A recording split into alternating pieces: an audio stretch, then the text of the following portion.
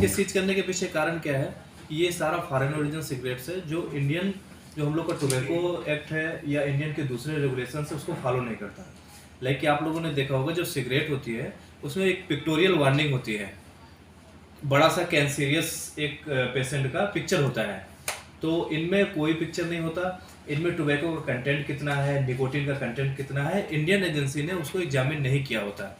तो हो सकता है कि वो पॉइजनस हो सकता है कि उसका नुकसान हो, हम लोग को नहीं पता है, तो वो पूरी तरह से बैन है।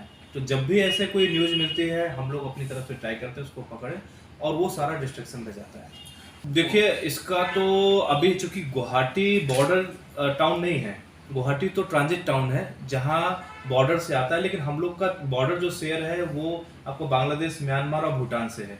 तो मोस्ट प्रोबेबली ये कोरियन सिगरेट है, तो ये म्यांमार का ही माना जाता है। लेकिन अभी हमारे पास कोई ऐसा एविडेंस नहीं जिससे हम प्रूव कर सके कि म्यांमार से ही आया है।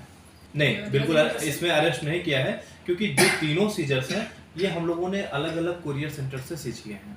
कहाँ से सीज किया था? कौन से कुरियर सेंटर से? ये नाम इन्वेस्टिगेशन का सब्जेक्ट है, अभी स्टार्टिंग इनिशियल स्टेज में बताना मेरे लिए मुश्किल होगा। आप हमारे एंटी स्मगलिंग स्टाफ से भी बात करके थोड़ा और डिटेल्स ले सकते हैं जो परमिटेड है। पहले वाले का अमाउंट 27 लाख है, सेकंड वाले का 35 लाख है और third one is 1.82 crore. Very good question. Actually इसके पीछे भी हम लोग के पास फैक्ट है।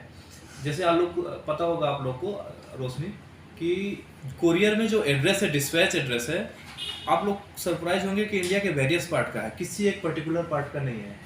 वो नॉर्थ इंडिया का भी है, वेस्टर्न इंडिया के कुछ पार्ट्स का भी है।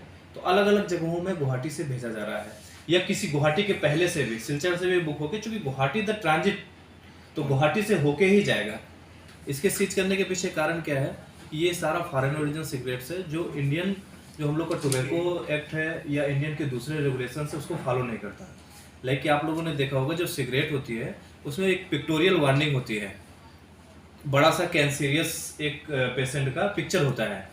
तो इनमें कोई पिक्चर नहीं होता, इनमें टोबैको का कंटेंट कितना है, निकोटीन का कंटेंट कितना है, इंडियन एजेंसी ने उसको एग्जामिन नहीं किया होता। तो हो सकता है कि वो पॉइजनस हो सकता है कि उसका नुकसान हो, हम लोग को नहीं पता है, तो वो पूरी तरह से बैन है। तो जब भी ऐसे कोई न्यूज़ मिलती है हम लोग अपनी तरफ से ट्राई करते हैं उसको पकड़े और वो सारा डिस्ट्रक्शन में जाता है। देखिए इसका तो अभी चूंकि गुवाहाटी बॉर्डर टाउन नहीं है, गुवाहाटी तो ट्रांजिट टाउन है जहाँ बॉर्डर से आता है, लेकिन हम लोग का बॉर्डर जो शेयर है वो आपको बांग्लादेश, म्यांमार और भूटान से है। तो मोस्ट प्रोबेबली ये कोरियन सिगरेट है, तो ये म्यांमार का ही माना जाता है। लेकिन अभी हमारे पास कोई ऐसा एविडेंस नहीं जिससे हम प्रूव कर सके कि म्यांमार से ही आया है।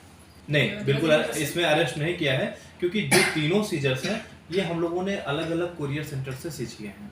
कहाँ से सीज किया था? कौन से कुरियर सेंटर से? ये नाम इन्वेस्टिगेशन का सब्जेक्ट है, अभी स्टार्टिंग इनिशियल स्टेज में बताना मेरे लिए मुश्किल होगा। आप हमारे एंटी स्मगलिंग स्टाफ से भी बात करके थोड़ा और डिटेल्स ले सकते हैं जो परमिटेड है। पहले वाले का अमाउंट 27 लाख है, सेकंड वाले का 35 लाख है और third one is 1.82 crore. Very good question.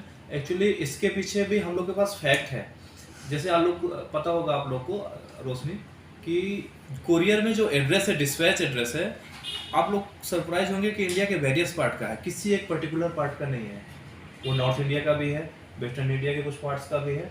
तो अलग अलग जगहों में गुवाहाटी से भेजा जा रहा है, या किसी गुवाहाटी के पहले से भी, सिलचर से भी बुक होके, चूंकि गुवाहाटी द ट्रांजिट तो गुवाहाटी से होके ही जाएगा।